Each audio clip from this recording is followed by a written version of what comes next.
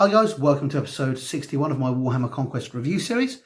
This episode will be reviewing issue 61, which has got quite a lot of cool stuff in it. It's worth noting, I went back and looked at the big picture that we got prior to issue 1, showing the big display of everything we were going to get. Some of the bits in here don't seem to be on it. So I also went and checked to see what the lists were. And it is worth noting that some of the predictions of what we were going to get have turned out not to be 100% accurate. So it's actually quite interesting getting to this end of the run, where we're 3/4 of the way through an 80 magazine run. Yeah, 3/4. My brain just went math, and the rest of my brain went yeah, whatever. And seeing that, whilst the majority of it is how we expected it to turn out, we are getting extra bits that I don't know if people knew were coming, but certainly didn't. It doesn't look like they were predicted in the initial predictions. For example, some of the bits on this, as well as being some of the older bits and some of the cooler bits you used to get, are pretty cool, and it's nice to be surprised. And I wasn't expecting that. And this week's issue is an issue of new cool stuff. The last few issues we've had have been issues where they've been filling up and getting the squads complete and things like that. So we've got another issue now of, sorry, my hair's all fluffy, I've just had a shower, of nifty stuff. If you tuned in last week, you may have heard me say that these were some of the older bits. Turns out, looking at them, I was wrong. On the back of the magazine, they look very similar to previous set of shields generators that you used to get back in 3rd Ed, but these ones are actually much more detailed and much cooler. So you've got some really nifty stuff here. As always with GW, you've got some fantastic detailing. I mean, you can see you've got an inquisitorial tomb there, and whilst it's not actually writing, or at least I don't think it's writing, it does look like writing from as close as you can get. So you've got an incredible amount of detail on this, both deep and shallow. I mean, the writing, this stuff is quite shallow because it's meant to look like worn stone. So, maybe be a bit careful when painting. You don't want to lose any of that fantastic detail. But as always, the rest of GW details are beautifully deep, and you're not going to lose them. You've got a lovely sword there, being held by an arm with a bit of skeleton coming out. So that's some sort of saintly reliquary there. You've got some cool bits here, like a little transmitter tower, which looks cool. You've got this bit here, which is some sort of it's a lamp, and it's on some sort of server to body, which is presumably carrying out operations on whoever gets strapped to this. Whether it's helping them or torturing them, I guess, will be up for you to decide. Oh, look, that's awesome. There's a tiny little servitor head there, looks fantastic.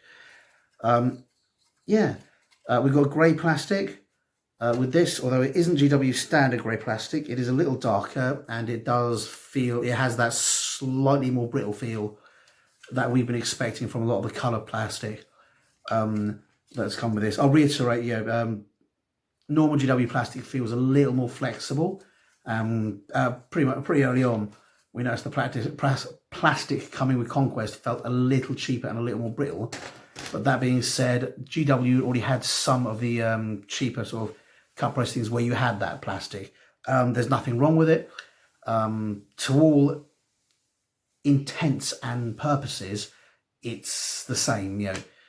You're barely going to notice it unless you're an experienced modeler, or and if you're sticking together, the quality is such that I doubt it's going to make a difference. I know with some of the other earlier GW scenery where they forayed into getting it made elsewhere, such as China, the plastics were brittle plastic like this, but the molds were also a bit rubbish. So you end up with stuff that didn't quite fit together. I know a couple of people who've got the big sort of Age of Sigmar sphere, and you had to dip it in water and bend some of the bits on because they didn't quite fit together. And where it wasn't GW is kind of slightly more malleable plastic. It was a cheaper plastic from some, well, it said made in China on the packet. It was a bit more problematic to work. It didn't like to play along as well as the made in British GW plastic. That's no indictment on China. Just they seem to be using slightly different plastic. If you're wondering how we knew, it's some of the GW scenery had made in the UK on it. Other bits of it on the back of the packets had made in China. And yeah, me and my mates were building a bunch of scenery for the shop that I owned, and we kind of noticed the plastic wasn't as good, and we looked at the packets to see if we could see what the difference was. And it just turned out the stuff they'd imported was from a cheaper plastic, although was from China rather, and they were using a cheaper plastic. Although since then, that problem seems to have been fixed. You know, we're still getting the plastic that feels slightly different, but I haven't had a piece of this yet that hasn't gone together perfectly. So it seems like they were aware of that and fixed it. As with a lot of the amazing scenery GW are doing, there are some very delicate bits on it. There's some spikes on the little tower here. There's some needles there that you're going to want to watch out for because they're going to be easy to break and impossible to fix. So you need to consider how you're building, how you're packing for transport if you're moving anywhere, and what you're doing with it. I know what some people have done is actually snap off some of the spikes and replace them with bits of paperclip or metal spiking, which you can get from some of the hobby shops, just for the fact that they know it's going to snap. They're not going to be able to repair it. They might as well get it over and done with while they've got the tools with them. Other people are just keeping it in, very carefully. And other people are just going, it's scenery, I don't care. If a bit snaps, it's no biggie. Which, let's be fair, it isn't really. But yeah, some amazing detail on this. This stuff is really beautiful. Yeah, as you can see, we've got a bit of a reliquary. We've got some caterpillar tracks which go onto this little dude, and there's some arms and a head which go on him. And he's gonna, one assumes, yeah, and you've got this bit here. We've got this little bed here which fits on this bit here, and he's going to operate on that, and as I say, help or torture whoever's going to do that. You've got a little you've got these bits here which are part of this transmission tower, which looks like it's off of an old movie, or if you remember the Daleks Take Manhattan, it looks like the thing that Doctor Who called up in the Daleks Take Manhattan. So that's pretty cool. Yes, I am a Whovian, tough. And yes, I do like the new Doctor Who. She is fantastic. I think the old Doctor Who was good. I think Moffat kind of let him down. I think he could have been one of the best Doctor Who's if we'd had a better, well, if we had a writer that worked with him. I don't know. He just took ages. It took ages for the last guy to get traction. I think the girl we've got currently is better. Sumi. I think a lot of the episodes were a bit ropey, but I think they're kind of finding their feet with the new Doctor, whilst trying to do something different from the old one. So, blah, blah, blah. There's my sidetracking opinion on Doctor Who. Although I love the lot of it. So we'll go into the magazine at the moment. Yeah, abandoning Doctor Who, which is not in no way relevant. Yep. On the front cover, we've got the pictures there. One thing on this, we've got some more ammo packs. Some of them looking the same. Some of them having detail in there.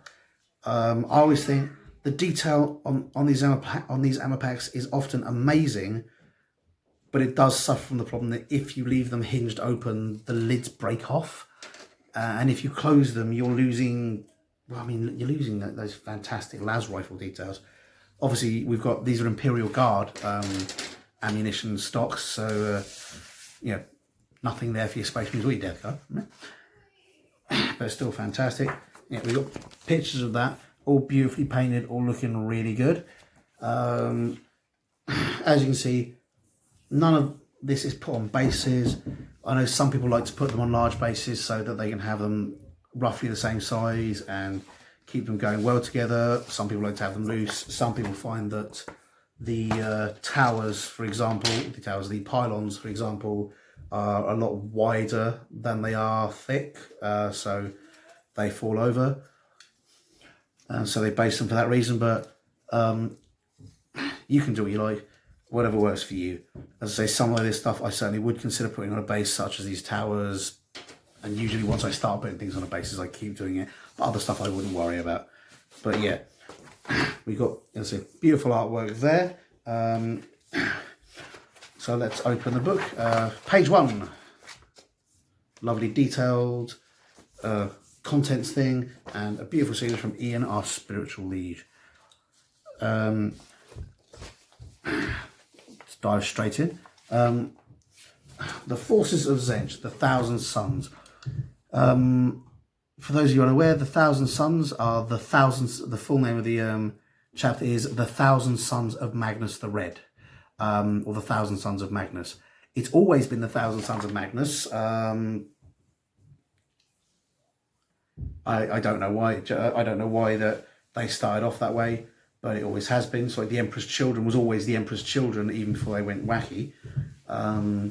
They're not one of the ones that changed their name. I know why it was 1,000, because there were only 1,000 of them. The Thousand Sons were the smallest legion and the most prone to mutation until they fixed it. Their sort of imperial, their imperial equivalent was the Raven Guard, who were also massively prone to mutation, but the Raven Guard never fixed their problems, whereas the Thousand Sons did. And they fixed it twice. The first way was when Magnus made a deal with some weird, mysterious entity in the warp, and he went, "Oh yeah, I'll totally make a deal with you. Yes, and you will teach me knowledge, and we will learn things and expand the universe." And oh shit, it's Tzeentch. There is sort of one theory is that the Emperor told him not enough to know better than to doing deals with random strangers. Taking candy from random warp entities apparently isn't a good idea. And the other sort of like theory is that the Emperor didn't tell him who Tzeentch was. How was he to know not to make a deal with Tzeentch? You kind of feel like because he's supposedly a grown-up. I tend to find that with a lot of the Primarchs. You look at things and you think, these aren't mistakes that a grown adult should make. I think perhaps the accelerated growth rate of these Primarchs might have been a mistake. These fuckers seem to be acting like 5-year-olds. I've got 3 kids. Trust me, the Primarchs, for some reason, both good and bad, seem to operate on roughly the maturity of a 5-year-old child, which is weird. But there you go. I suppose it's more dramatic if they go off the deep end. The second time, sorry, Twitch. The second time that they fixed the mutation problem was when they fled into the warp. The fact that they were prone to mutation, the fact they were worshipping Tzeentch, they got a change who really likes the mutation, and the fact that they were in the warp already was rendering them exceptionally unstable. So, and Magnus didn't seem to care. There's some argument over he wanted the Legion to die. There's some argument over he had another plan. There's some argument over he wanted what happened to happen. But a sorcerer named Araman the Black created a spell which was supposed to halt the mutation. And it did, in a way. It turned all the Marines to dust and trapped their souls in their armour. So you have now 2 sort of sets of Thousand Sons. You have the sorcerers, who are still living beings going around doing their things protected by their magic, and you have the rank and file troops who are just empty suits of armour filled with dust. They're still intelligent and in there, but these suits of armour to a certain extent still have personalities, but there's no marine body in there. I'll dive right in.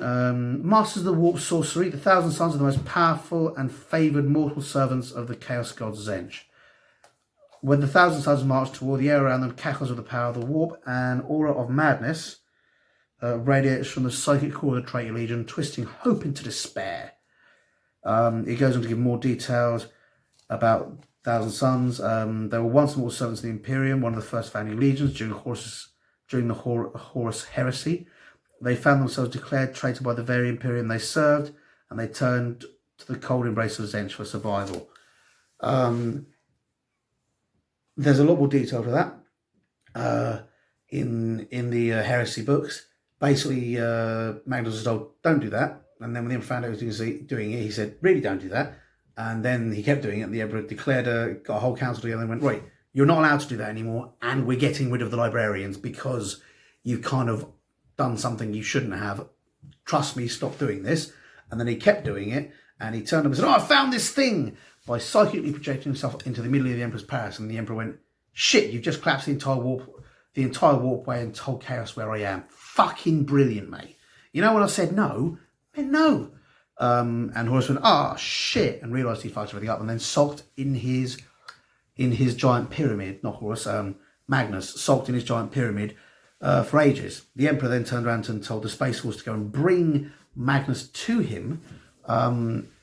There are two theories on that as well. One that was to chastise him. The other was that he was going to fill Magnus in on all the details. They were like, "You need to, I didn't want to tell you this because there's a risk in knowing it, but you need to know." Horus then intercepted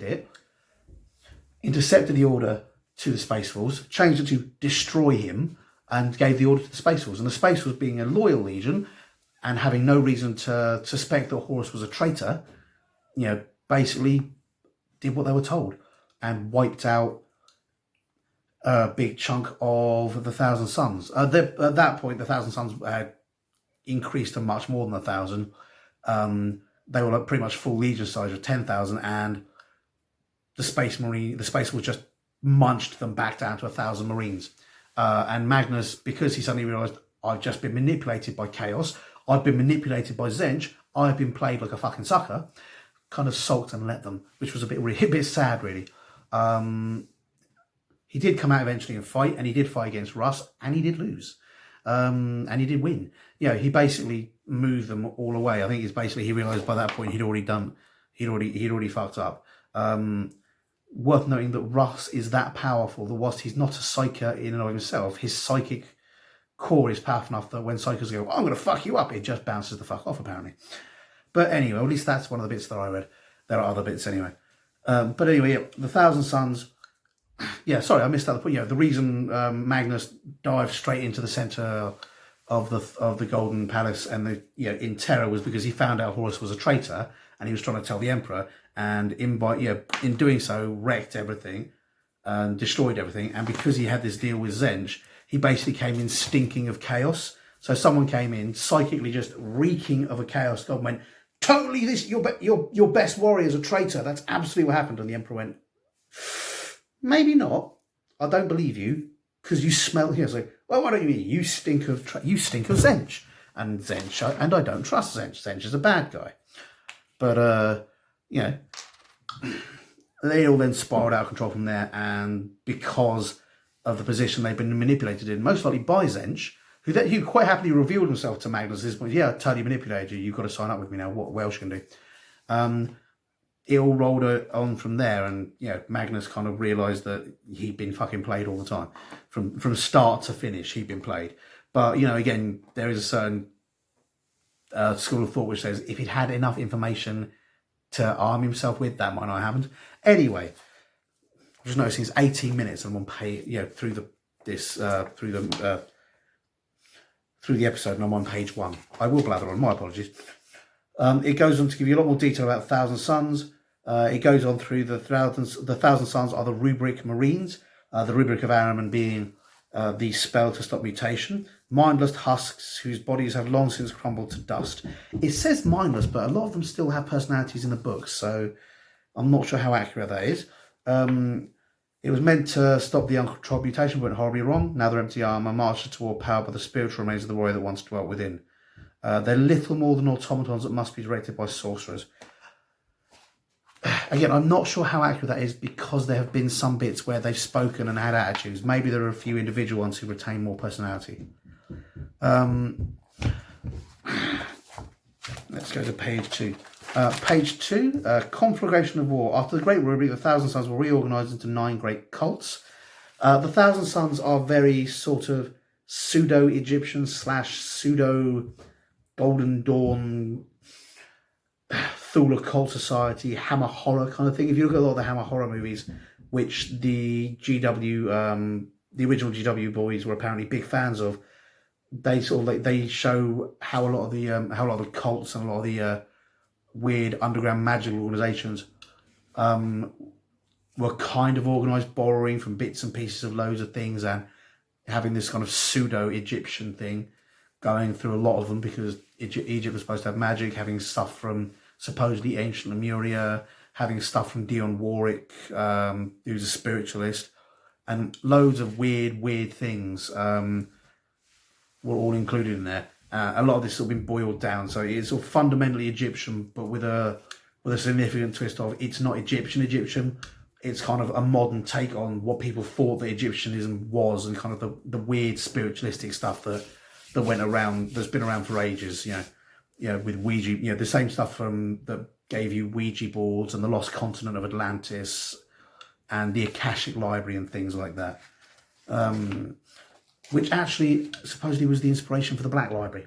In case you're wondering what the Akashic Library is, there's supposedly there was a magical theory that everyone was joined by a psychic link, and that psychic link was actually part of a spiritual realm that was a real thing, and that all the knowledge of man resided in that Akashic Library, which was why certain things kept coming up in stories.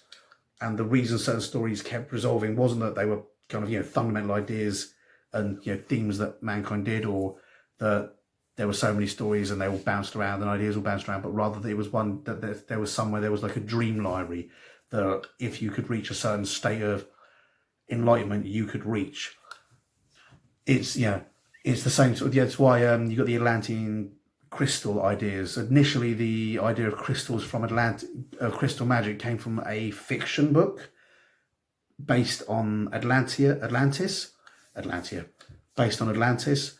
But the idea was that the reason it entered people's dreams was because the Akashic Library and psychic gods and that were basically influencing mankind through their dreams, which again, that's another theme that goes straight through stuff like H.P. Lovecraft. And again, it's one of the reasons, one of the things that people at H.P. that people who think that the Necronomicon is real, that's how they believe. They believe that, H.P. Lovecraft was being influenced by a real thing through his dreams, and so on and so forth. And whoever did GW obviously liked that a lot, because they included a lot of it in the background of the Thousand Suns chapter, and scattered throughout the stuff. I mean, they're great stories. Whether or not they're true, I have no idea. Spiritual and religious stuff, I leave to you guys to decide. But anyway, it goes here, 9 great cults. They've been a threat to the Imperium ever since. Where, with the opening of the Great Rift, they may burn the galaxy to cinders. Most horrifying is the possibility that their campaign may be designed to hide an even more deadly plot. But here you've got 1, 2, 3, 4, 5, 6, 7, 8, 9, 10, 11, 12 different kind of Zentian symbols, showing them spread across the galaxy. Here you've got Fenris. Here you got the Space Marines, the Space Wolves rather, little symbol there, saying that this has been compiled for Logan Grimnar of the Space Wolves, because the Thousand Suns and the Space Wolves have always been basically opposites to each other. The Thousand Suns are basically the Enlightenment and civilized age of magic, whereas Space Wolves were very much the brutal dark age of magic. Both had warriors, both had mystics. The Space Wolves insisted that their mystics weren't psychers, whilst the Thousand Suns said, oh no, we're sort of combining magic with science. So you had two kind of opposing views there, and the idea was, the story very much leans towards the Space Wolves are okay because they use centuries worth of ritual and stuff like that to protect themselves, but the Thousand Suns are more powerful because they were right on the cutting edge of magic. But then that's why they ended up having it blow up in their face, kind of thing. A very conservative idea, but still cool.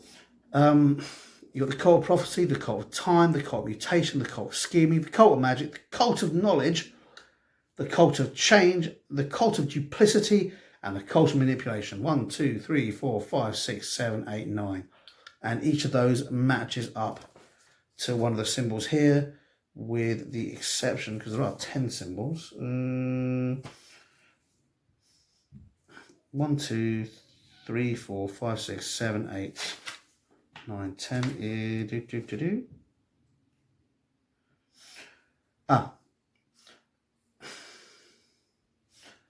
Yep. At least one of these symbols is repeated 3 times, and it is the cult of duplicity. The cult of duplicity is here once, twice, 3 times, 4 times, 5 times. Which must mean one of the other cults isn't represented. So potentially not all the cults are shown there. 1, 2, 3, 4, 5, 6, 7, 8, 9, 10, 11, 12, 13. No, there are 13 things here, which makes sense if one of the cults is being represented 4 times. And weirdly, yeah, and unsurprisingly, it's the cult of duplicity that seems to have the most markers on the board. But some of them don't have error unverified data. So that's pretty cool. Yeah, this is basically showing where they are spread across the galaxy. So that's pretty cool. Then we move on to Prospero, the homeworld, the fall of Magnus. That's Magnus as you can see him there. Whether or not he still looks like that, I don't know. I imagine there's a significant chunk of mutation.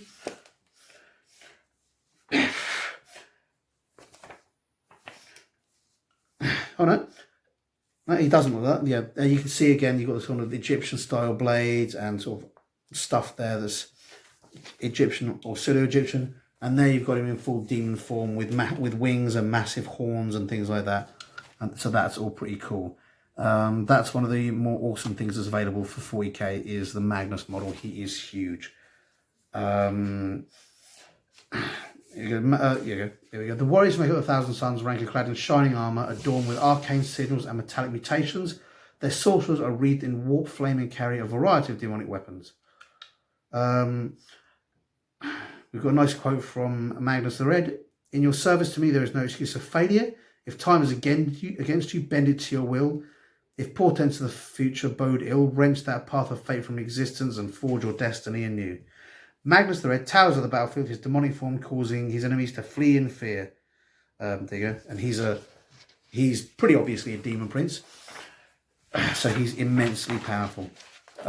We've got some of the more fantastic models, in my opinion, come from Zench. We've got 1, 2, 3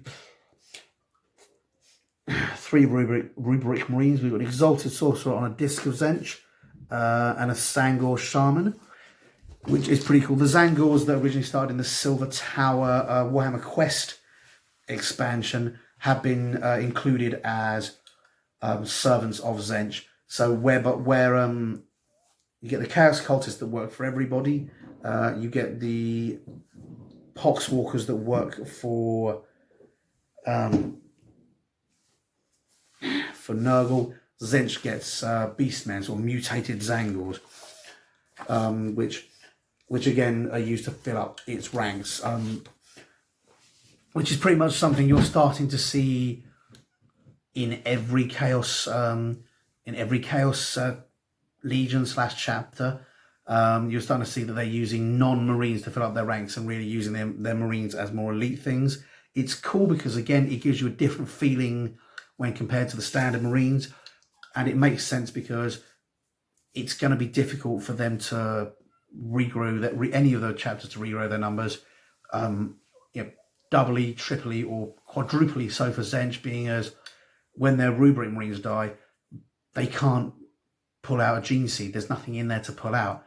So whatever's happening to the 1,000 Suns, I don't know. There are non-1,000 Suns Zench Marines. It's worth pointing out other chapters have fallen to Zench over time, or been tricked to working for Zench. The Soul Drinkers, which are an Imperial Fist successor, were tricked into working for Zench under the guise of the Great Architect, which they believed was an aspect of the Emperor. Turned out it was an aspect of Zench, which it should have been a hint when one of them got giant spidery legs. Emperor not known for turning people into spiders. Though weirdly enough, they're still actually just renegades because they don't worship Zench. They turned away from Zench. Nice book. There's a little book on the Soul Drinkers by Ben Counter. It gives you a sort of another perspective on how chapters fall to chaos. They don't necessarily actually have to start worshipping chaos to fall to it. They can be tricked and misled to doing it. Now they just float around in a giant space hulk called the Brokeback, possibly having gay sex, Brokeback Mountain gay sex. Don't really know. Although in a lot of the marine novels, they do wander around wearing very little but towels. Some of it gets very, very kinky, which is nice. You know, who says Marines shouldn't have fun?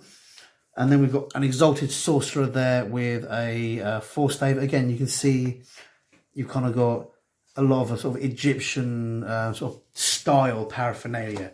None of it's sort of accurate Egyptian. It's all, as I say, it's all kind of what someone who's, it's what a fantasy model maker might imagine Egyptian stuff to be, but it's actually meant to be that. It's not meant to be accurate.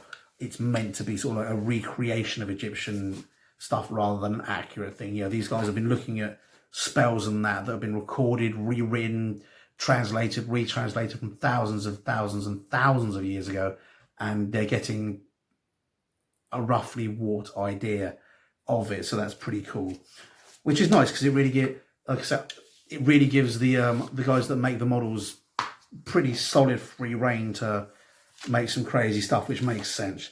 And that dude there is Araman the Black. Araman, lords of space, will strike force into the depths of an Imperial hive world. Their deaths will provide sacrifice to its latest arcane spell.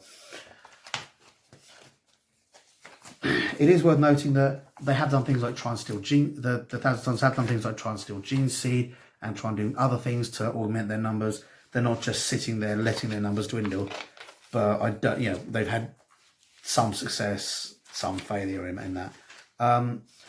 Now we're moving on to the model building aspect of the magazine. Got the sprues there, got the instructions. Obviously, some stuff doesn't need building. We've got clippers and glue safety for fear you might lose an arm to a clipper.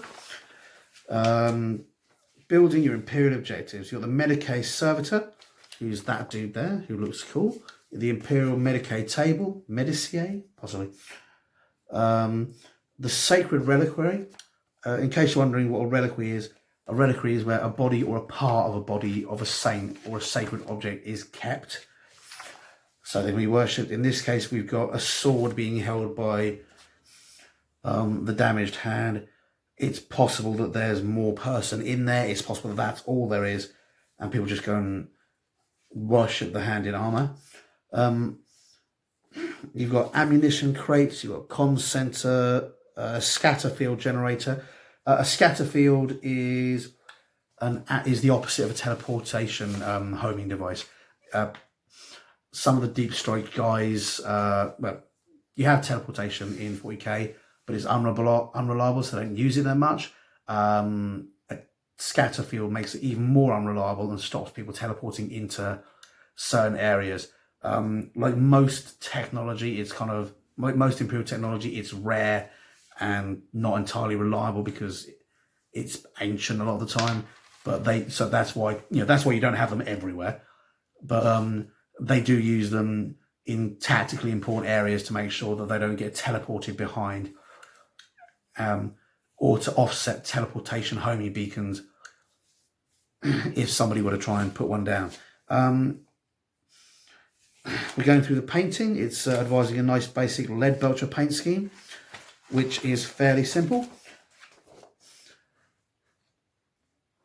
Another option, if you like, might be to paint them black and use the lead belcher with a big dry brush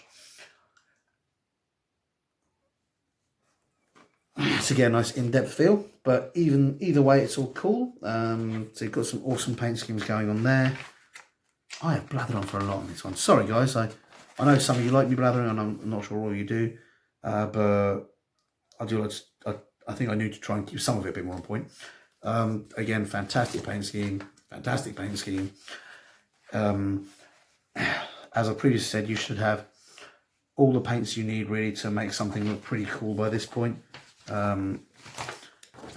More paint schemes. Again, they're gluing the lids open. There's nothing wrong with doing that, but if you do that, you really need to think how you're going to transport them, because obviously you've got a very thin join that can easily snap and often does. And there you've got some pictures of the awesome finished work. Next, we've got Mechanicus Warzone. Your new battle map represents the Mechanicus district of Corvon 2. That's the battle map we got last week. If you're not sure what that looks like, check out last week's episode if you didn't get the battle mat. You know about blah, blah, blah, blah. Where are we? That are in the process of being overrun by the Death Guard. Here we show you how to lay out your mat and where to place the various pieces of scenery you receive as part of your subscription. So the layout there. There are 2 pieces of scenery that we haven't received yet. Have we? Oh no, we haven't. But I haven't built yet, actually. Have we received those? Were they next week's? Sorry, I'm just going to actually go to the back. That we haven't received yet.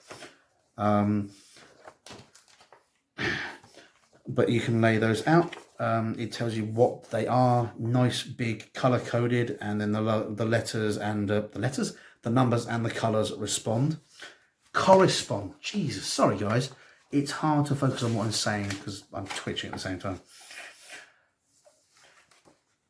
And here we've got the description of all the bits and pieces. They haven't given you any special rules to go with them, but there's no biggie with that. If you want to use particular special rules, a lot of them are fairly straightforward. Like Medicae equipment, you could easily use to heal wounds, as you would a. Sorry, guys, give me a second.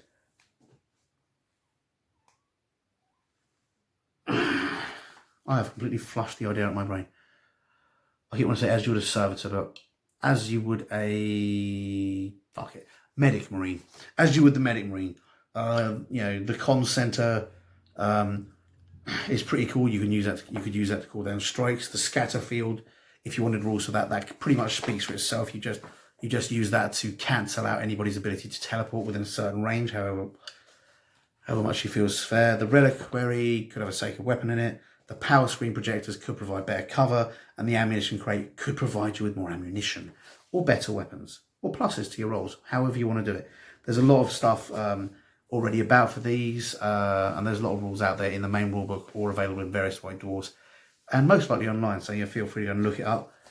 But you can use these, as I say, as just objectives that you have to capture and hold in the various missions, or you can apply special rules to them to make the game more interesting. I know GW has done a lot of that in various rulebooks and campaign books. Had, you know, this objective provides this piece of scenery provides that. The Promethean relay pipes, for example, gave you bonuses if you were using flamers, if you wanted to use them, but could blow up if you hit behind them and things like that. So you feel free, enjoy yourself, go crazy with this stuff.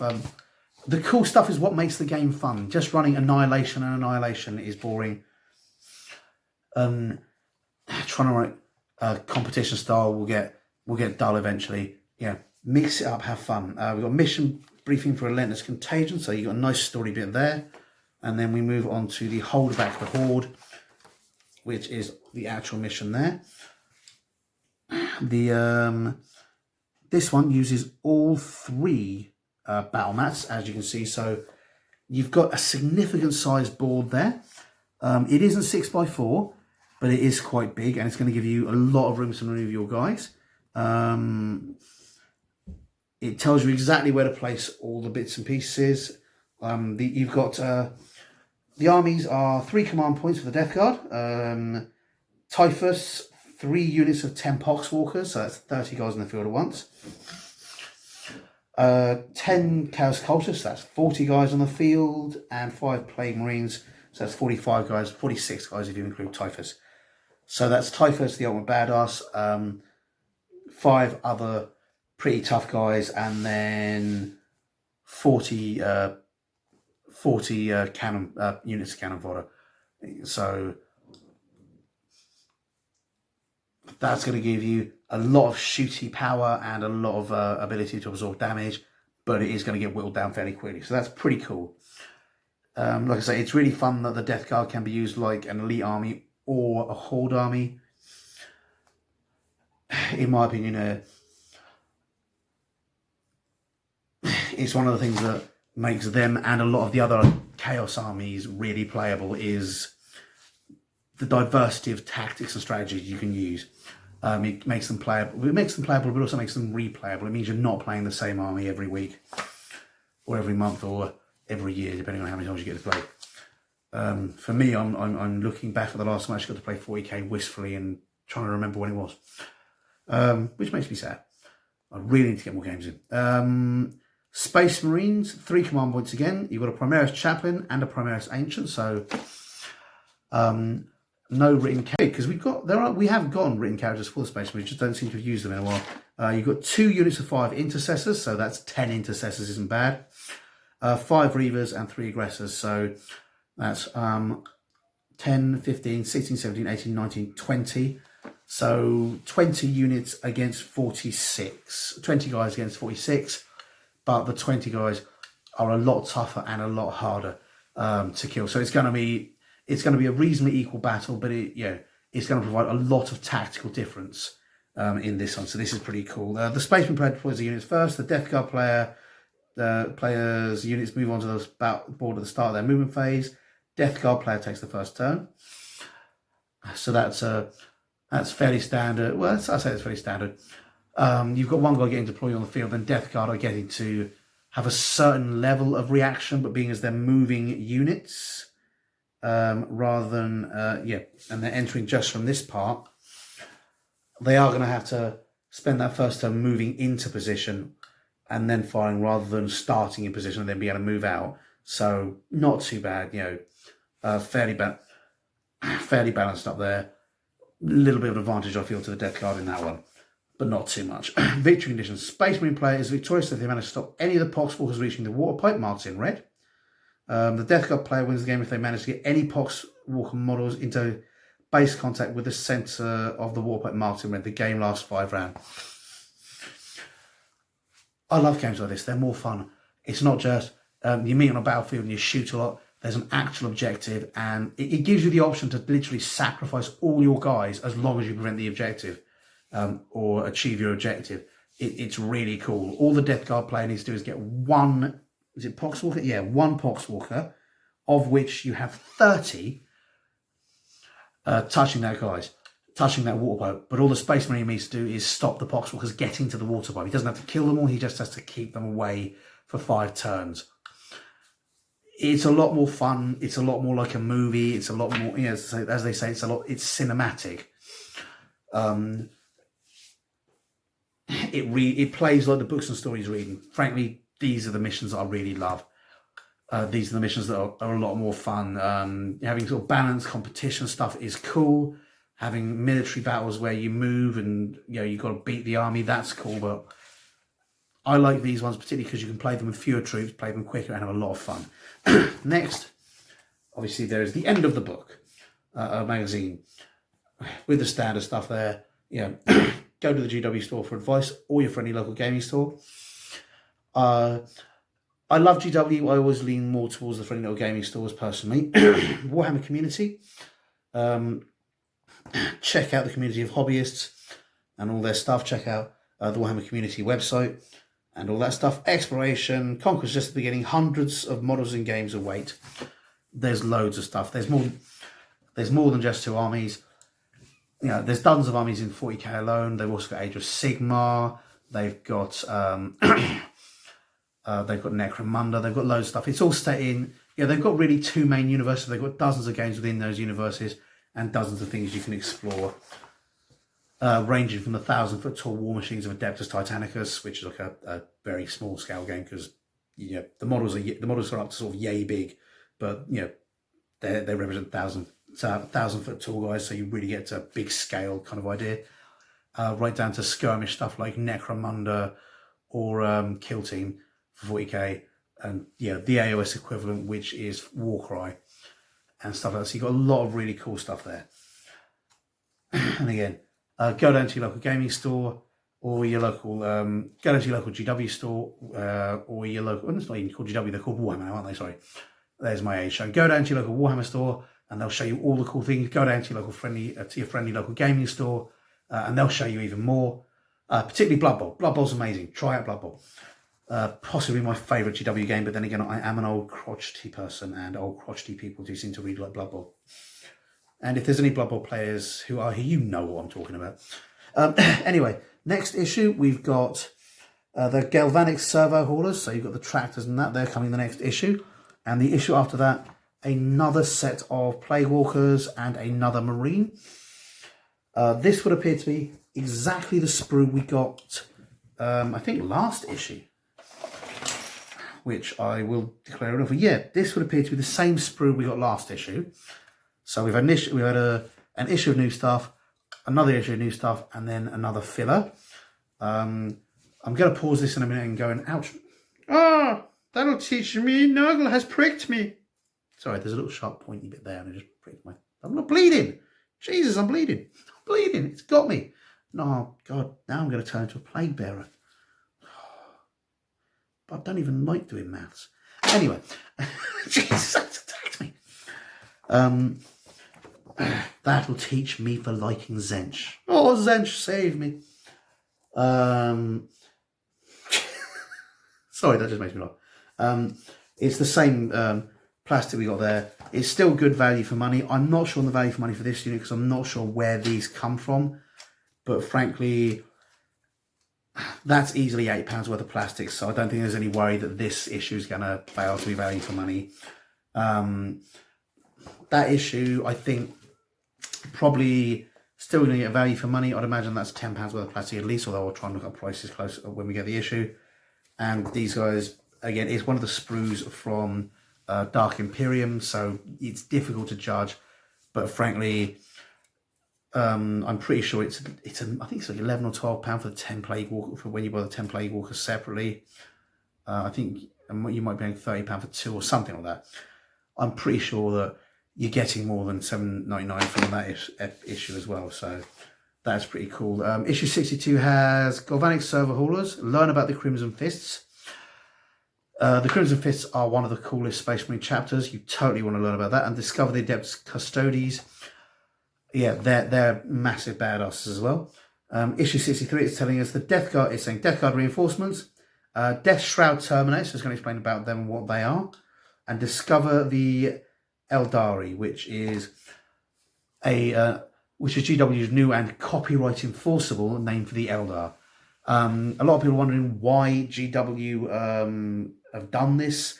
There are several great websites out there that do stuff that is really similar to GW stuff, and it's very hard for GW to defend copyrights of stuff that they spent years making and decades building up lore for. When, you know, Elves isn't a copyrightable term and they borrowed it from Tolkien, Orcs isn't a copyrightable term, unless you spell it with a K, and weirdly enough, GW don't own the copyright for that. One of their former employees does, but that's another story. The guy that came up with 40k Orcs and the idea of spelling 40k Orcs with a K copyrighted the name himself, and GW still have to use that. But they don't want to change it because it's really popular. But, yeah, GW have brought in a lot of stuff to defend their copyright, and a lot, yeah, to a certain extent, it is a bit cheeky because, as I say, GW took a lot of influences from other places, but to a certain extent, they kind of have to do it because other people could just start making their stuff and then we'd end up with a free-for-all and you've no idea who, if anybody, would survive. So, you know, I don't mind GW protecting their copyright as long as they're not douchebags about it, frankly.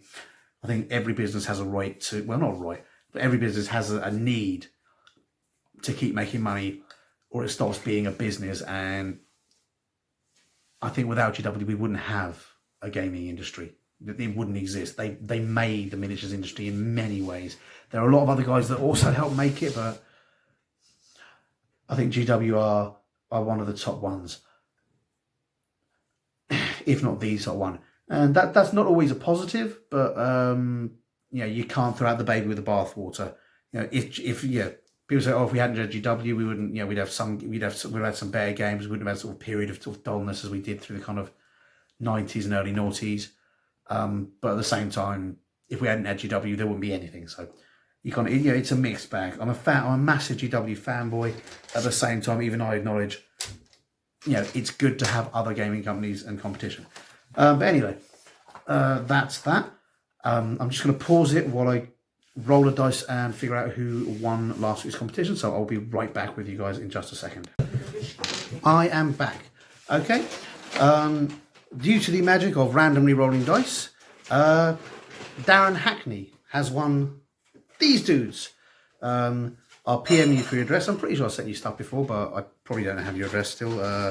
I even forget who I send stuff to, so I'll PM you for your address and get you to send it to my email, which, if you're watching, send your address to wargamerdad uk@gmail.com. Wargamerdad UK, yeah, that's right. It's probably right, I don't know, who knows. And you'll get some of my blood as well, which is nice. So there you go. And that will wing its way to you as soon as I can get it out. Is that right?